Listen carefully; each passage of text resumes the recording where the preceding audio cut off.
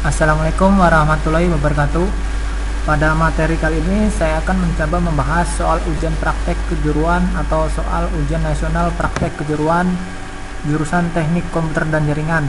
Pada materi kali ini, materi uji kompetensi kali ini, peserta disuruh untuk membuat atau membangun gateway internet DNS dan proxy server menggunakan router boot. Dan router boot yang saya gunakan adalah router boot RB750. Nah, ini adalah soal dari UKK TKJ 2015. Yang pertama adalah konfigurasi IP internet server disesuaikan dengan IP address yang didapat dari modem. Kemudian IP address untuk LAN adalah 192.168.7 sekian dan menggunakan netmask 26. Netmask 26 ini berarti komputer yang dapat digunakan pada jaringan LAN sebanyak 62 host atau 62 komputer. Kemudian untuk access point yang digunakan pada hotspot mikrotik mempunyai IP address 192.168.10.1 dan juga masih menggunakan netmask 26. Nah, kemudian pada router boot ini dikonfigurasi juga menggunakan web proxy, yang mana fungsinya web proxy pada soal ini adalah untuk memblokir alamat situs google.com dan Facebook. Dan port proxy yang digunakan adalah port 3128. Kemudian dikonfigurasi juga menggunakan NAT atau firewall NAT. Baiklah, jika akan diimplementasikan pada jaringan atau skema topologi jaringan pada soal berikut, maka hasilnya seperti ini. Ya, yang pertama adalah jika saya coba terjemahkan ke dalam topologi akan jadi seperti ini. Yang pertama adalah modem akan dihubungkan ke Ether 1 pada motherboard, dan modem saya menggunakan IP address 10.5.50.1. Kemudian Ether 2 dihubungkan ke hub yang terhubung ke jaringan lokal dan menggunakan IP address sesuai soal, yaitu 192.168.7.1 dan menggunakan netmask 26. Kemudian Ether 3 pada mikrotik dihubungkan pada access point yang digunakan sebagai hotspot mikrotik dan menggunakan IP address 192.168.10.1 dan juga menggunakan netmask 26. Baiklah, sekarang saya akan mencoba mengkonfigurasi mikrotik RB750 ini menggunakan Winbox, yang mana fungsi Winbox adalah untuk membuka atau men-setting mikrotik. Saya akan coba buka Winbox. Pertama, pada menu Winbox kita pilih Connect to. Nah, di sini terdapat MAC address dan IP address. Sebaiknya kita memilih IP address. Kemudian untuk login kita gunakan admin dan password kita kosongkan saja karena masih belum ada settingannya. Kemudian kita klik connect.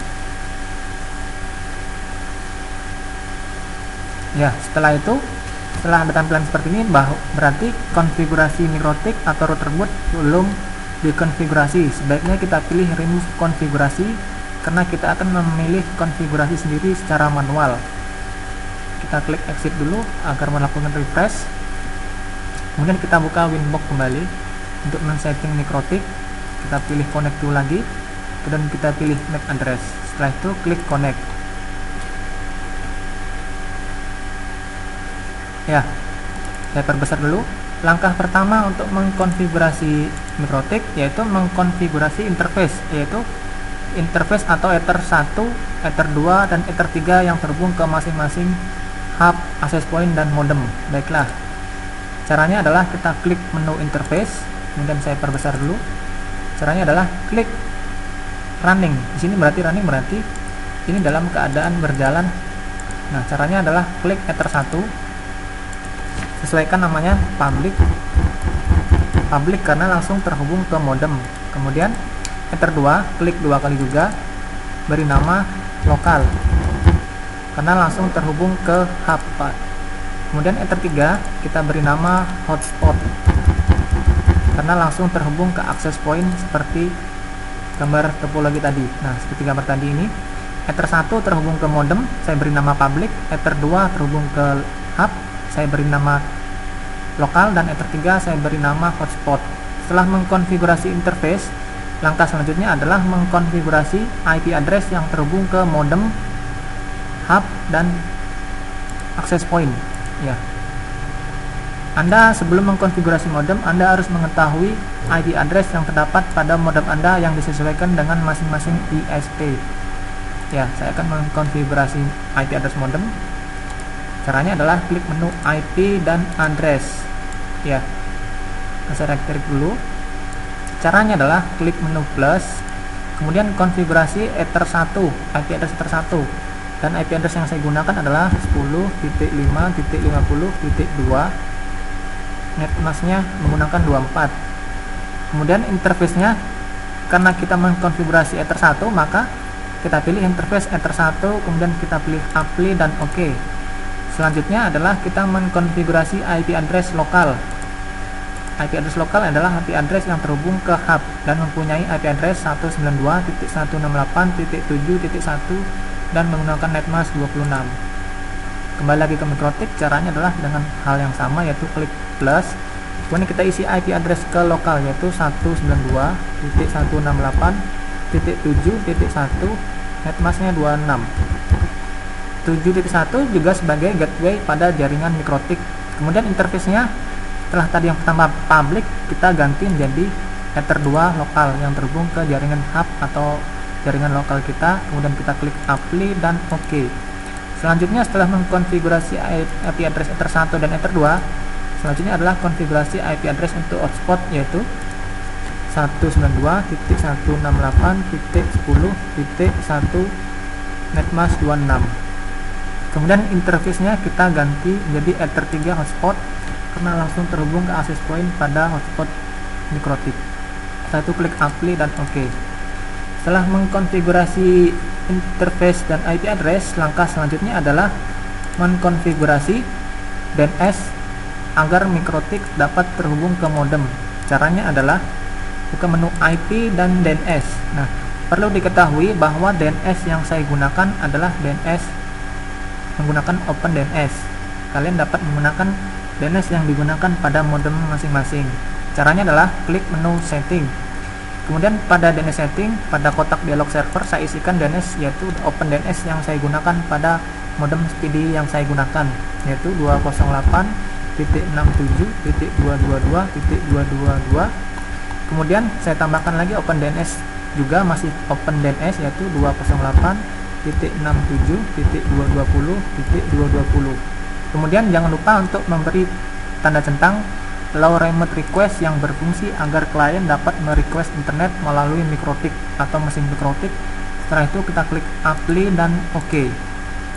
Nah, setelah mengkonfigurasi DNS, langkah selanjutnya adalah menghubungkan Mikrotik ini dengan modem. Caranya dengan membuat route, yaitu dengan membuka menu IP dan route. Nah, caranya adalah pada menu route kita klik tanda plus, kemudian pada gateway kita isikan gateway yang ada pada Ether 1, yaitu 10.5.50.1. Kemudian klik apply, kita lihat statusnya reachable dan aktif, berarti hubungan antara Mikrotik dan modem sudah terkoneksi atau bound. Nah, setelah terkoneksi kita klik apply dan OK. Jadi statusnya harus reachable. Jika unreachable berarti hubungan antara modem dan Mikrotik tidak terkoneksi. Setelah itu kita mengkonfigurasi NAT pada menu IP firewall. Selanjutnya buka menu firewall, kita pilih tab NAT dan kita pilih add untuk menambahkan NAT. Nah, pada chain kita pilih soft NAT dan out interface-nya kita pilih Ether 1 yang terhubung ke modem, yaitu Ether 1 public. Kemudian action-nya kita pilih masquerade. Ya, kita klik apply dan OK. Selanjutnya kita akan memeriksa atau mengetes apakah sudah terhubung ke internet atau belum Mikrotik kita. Caranya adalah dengan membuka menu new terminal.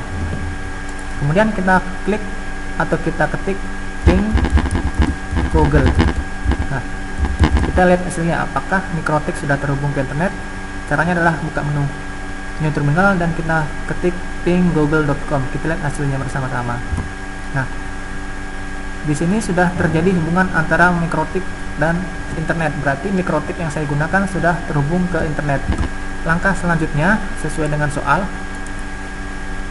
Di sini dijelaskan bahwa IP address yang digunakan pada LAN belum ditentukan. Artinya apa? Jika klien ingin menggunakan internet, pada gambar berikutnya, jika ingin klien pada Ether 2 menggunakan internet, sebaiknya kita gunakan IP address DHCP. Artinya, setiap kali komputer dihidupkan, kita tidak perlu menginputkan IP address pada masing-masing komputer yang terdapat pada Ether 2, yaitu dengan menggunakan IP address DHCP server. Caranya bagaimana? Kembali lagi ke Microtik, kita buka menu IP DHCP server. Nah, fungsi dari DHCP server tersebut adalah untuk memberikan IP address pada masing-masing Ether 2 agar tidak perlu menginputkan IP address secara manual. Artinya, setiap kali komputer dihidupkan akan mendapat IP address sesuai yang sudah kita set pada Ether 2. Kembali lagi ke Microtik, masih di menu DHCP server. Caranya adalah klik menu DHCP setup, kemudian DHCP server interface, kita pilih Ether 2 lokal yang terhubung ke hub tadi. Kemudian kita pilih next, masih next, dan next. Kemudian listanya kita biarkan standar, kemudian next. Setelah itu oke, complete. Nah, bagaimana kita mengetahui bahwa komputer kita sudah dapat terkoneksi dengan internet? Caranya adalah kita exit dulu atau kita reboot dulu Microtiknya, yaitu ketik sistem pada menu terminal, kita ketik SIS, kita tekan tab, kemudian kita ketik reboot, tekan tab saja supaya cepat, kemudian enter dan yes. Maka mesin Microtik atau routerboot akan melakukan reboot sistem. Nah, di sini terdapat menu error, berarti Microtik telah melakukan reboot. Nah, sekarang kita tunggu beberapa menit untuk melihat apakah status internet kita sudah terhubung. Ya, kita lihat. Nah, ini sudah mulai loading. Kita buka Open Network and Sharing Center. Nah, jadi saya mengkonfigurasi Microtik melalui Ether 2, yaitu yang terhubung ke hub atau jaringan lokal. Kemudian kita lihat. Nah, ini adalah hasil dari konfigurasi DHCP server pada Ether 2 yang saya gunakan pada Microtik routerboot RB750. Berarti konfigurasi DHCP server yang sudah saya buat pada Microtik sudah berhasil. Baiklah, saya akan membuktikan dengan membuka command prompt dan mengetikkan ping juga untuk mengetahui bahwa komputer saya benar-benar sudah terhubung ke internet adalah dengan mengetik perintah ping dan ketik kembali google.com. Kita lihat hasilnya bersama-sama. Nah, di sini terdapat reply from alamat IP address dari Google dan ternyata komputer saya sudah langsung terhubung ke internet melalui routerboot. Nah, kemudian pada soal berikutnya, saya buka soalnya dulu. Nah, setelah kita mengkonfigurasi NAT, selanjutnya kita akan membuat hotspot. Ya, seperti ini hasilnya. Selanjutnya kita disuruh untuk membuat konfigurasi hotspot. Nah, di sini tidak jelaskan hotspotnya menggunakan bandwidth berapa, artinya hanya disuruh membuat konfigurasi hotspot saja, tidak menggunakan konfigurasi user dengan bandwidth berapa, artinya cuman disuruh membuat konfigurasi hotspot. Baiklah, saya akan mencoba mengkonfigurasi hotspot. Pertama, saya akan buka kembali Winbox saya, kemudian klik connect to, kita pilih MAC address, masih sama, admin loginnya kita kosongkan, kemudian kita klik connect. Nah, setelah itu saya perbesar dulu tampilannya. Kemudian caranya bagaimana mengkonfigurasi hotspot? Ya, kita buka dulu interface-nya. Berarti hotspot adalah yang terhubung ke Ether 3 pada Microtik atau routerboot. Caranya adalah buka menu IP, kemudian pilih hotspot. Nah, selanjutnya pada menu hotspot kita klik hotspot setup. Nah, kita lihat di sini pada interface hotspot terdapat pada Ether 3. Berarti kita pilih hotspot interface, yaitu Ether 3 sesuai yang ada pada interface, yaitu Ether 3 hotspot. Kemudian kita pilih hotspot interface-nya juga Ether 3. Kemudian kita klik next, kembali, next, select sertifikat non saja, kita pilih next, SMTP kita biarkan default kosong, kemudian kita klik next, kemudian DNS name-nya kita sesuaikan dengan soal, yaitu nama sekolah kita masing-masing. Saya akan memberi nama sekolah .com. Kemudian kita pilih next. Untuk username kita pilih admin saja, dan password kita pilih sesuai keinginan kita saya akan memilih sesuai dengan saja, yaitu WASD. Kemudian kita klik next dan oke. Nah, berarti konfigurasi hotspot sudah selesai. Sekarang kita tinggal mengkonfigurasi MAC address. MAC address kita ganti saja satu agar tidak dapat di cloning oleh klien lainnya. Kita klik apply dan oke. Kemudian kita lihat di sini usernya. Di sini usernya cuma satu. Artinya apa? Bahwa konfigurasi jaringan hotspot kita sudah selesai. Hanya sampai di sini saja soalnya. Kemudian selanjutnya adalah kita akan membuat proxy yang fungsinya adalah untuk memblokir alamat situs google.com dan facebook.com. Ya, caranya akan saya perlihatkan sebagai berikut. Caranya membuat web proxy adalah kita klik menu IP, kemudian web proxy. Selanjutnya kita pilih tab web proxy setting, kemudian kita klik generalnya, statusnya enable, kemudian portnya sesuai soal yaitu 3128. Karena kita tidak menggunakan proxy di belakang mikrotik saya abaikan saja. Kemudian saya akan pindah ke kase administrator, yaitu sesuai nama alamat email sekolah, yaitu smk.vigomasi@gmail.com. Kemudian next kase size kita buat unlimited saja. Kemudian kita klik kase on disk, yaitu artinya bahwa kase akan kita simpan pada memori internal mikrotik. Kemudian kita pilih always from kase. Kita lihat di sini statusnya masih stop. Kita akan membuat mikrotik jalan dengan cara klik apply. Anda lihat di sini bahwa statusnya masih stop, yaitu belum berjalan atau belum dibuat. Setelah saya klik apply, maka kita lihat statusnya. Nah, kita lihat statusnya. Nah, berarti mikrotik atau settingan web proxy kita yang buat sudah jadi, hanya saja sifatnya belum transparan. Ya, bagaimana cara membuat transparan mikrotik? Kita buka menu IP firewall. Nah, setelah konfigurasi web proxy selesai, selanjutnya adalah kita membuat agar transparan proxy kita, yaitu kita pilih firewall, kemudian kita pilih NAT. Caranya adalah klik menu plus. Caranya adalah pada tab general, chain-nya kita buat DST NAT, kemudian protokolnya kita pilih TCP/IP, kemudian DST portnya adalah DST port dari DNS adalah 53, kemudian actionnya adalah redirect, dan portnya adalah port DNS juga, yaitu port 53. Fungsi dari port 53 adalah memaksa agar klien menggunakan DNS yang kita setting. Jadi walaupun klien menggunakan DNS lain selain yang kita setting, maka mikrotik akan memberikan DNS yang kita setting.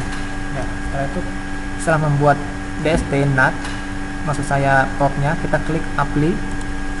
Kemudian agar kita tidak perlu menambahkan settingan lagi, setelah kita buat DST atau port 53 DNS-nya, kita klik kembali 53 tadi. Kemudian kita buat selanjutnya, yaitu masih tetap port 53, kemudian protokolnya kita ganti menjadi UDP. Nah, actionnya masih sama, yaitu port 53. Setelah itu klik apply dan oke. Baiklah, saya akan tunjukkan. Saya copy tadi.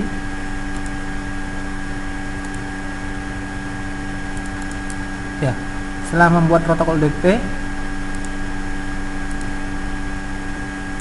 langkah selanjutnya adalah kita membuat port dari DNS agar klien tidak dapat mengubah DNS yang kita setting, yaitu dengan cara klik pada NAT, kemudian kita klik add, kemudian chainnya adalah DST NAT, protokolnya adalah TCP/IP, kemudian DST portnya adalah port DNS 53, kemudian actionnya adalah redirect, portnya adalah masih tetap port DNS yaitu 53. Setelah itu klik apply dan oke. Nah, perlu kita tambahkan lagi untuk port DNS, yaitu dengan menggunakan protokol TCP/IP. Sekarang kita menggunakan protokol UDP. Klik saja yang settingan tadi, yaitu TCP/IP, klik 2 kali. Kemudian kita copy. Klik copy. Nah, akan muncul tab baru seperti ini. Kemudian kita klik general. Yang pertama tadi adalah TCP/IP. Ini protokolnya. Kemudian yang kedua kita ganti menjadi UDP. Ya. Jadi yang pertama tadi adalah protokolnya TCP/IP, kemudian yang kedua adalah protokolnya UDP, dan untuk yang lainnya masih sama. Kita lihat sama-sama. Chainnya adalah DST NAT, di sini juga sama, protokolnya masih TCP/IP, sedangkan yang kedua adalah UDP.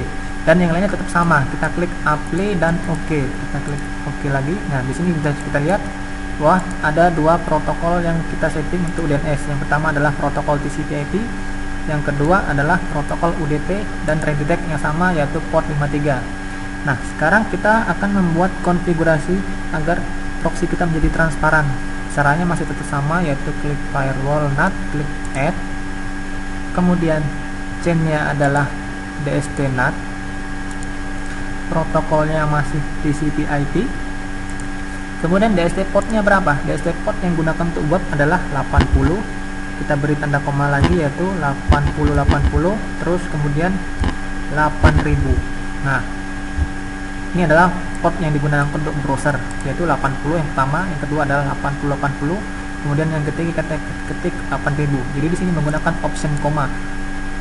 Jadi kita tidak perlu menginputkan berkali-kali DST portnya, kita cukup menambahkan koma saja. Setelah itu actionnya redirect, dan portnya yaitu port DNS yang kita buat, yaitu 3128. Saya itu klik apply dan oke. Nah, langkah yang terakhir adalah kita membuat aturan pada proxy agar tidak dapat mengakses Google dan Facebook. Caranya adalah buka kembali web proxy Anda, kemudian klik add, kemudian source address-nya untuk semua jaringan adalah 0.0.0/0. Kemudian DST portnya kita beri 80, yaitu port untuk browser. Kemudian kita klik DST host. Yang pertama adalah www.google.com. Kemudian actionnya denied. Denied berarti halaman Google tidak dapat dibuka. Kita klik apply. Setelah itu kita klik copy lagi agar tidak membuat konfigurasi dua kali. Caranya adalah klik copy. Yang pertama tadi adalah Google, selanjutnya adalah Facebook. Ya, facebook.com. Kita klik apply juga, apply, oke. Nah, sekarang kita coba bahwa alamat dari Google dan Facebook tidak dapat dibuka pada browser yang terhubung ke masing-masing jaringan. Saya akan mencoba membuktikan bahwa konfigurasi saya sudah selesai dan benar. Baiklah, saya akan buka browser saya dan saya akan mencoba membuka alamat Google untuk membuktikan bahwa proxy yang saya buat sudah berhasil pada jaringan router boot RB750. Baiklah, saya akan membuka alamat website Google sesuai dengan soal ujian praktek kompetensi kejuruan, bahwa alamat website Google tidak dapat dibuka pada jaringan mikrotik. Saya akan membuktikannya dengan membuka alamat google.com. Mari kita coba lihat hasilnya sama-sama.